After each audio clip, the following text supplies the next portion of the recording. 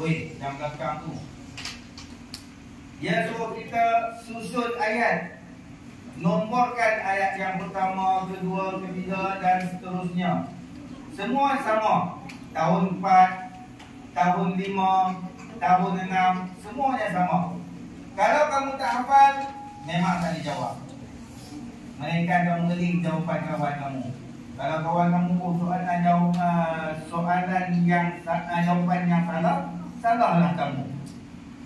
Macam tahun 4, Ustaz dah ingat kamu hafal surah Al-Takasur. Lancar, cantik. InsyaAllah boleh jawab nanti. Tahun 5, surah apa? Ha? Tahun 5, surah apa? Al-Qalam. Okey. Tak tahu lah.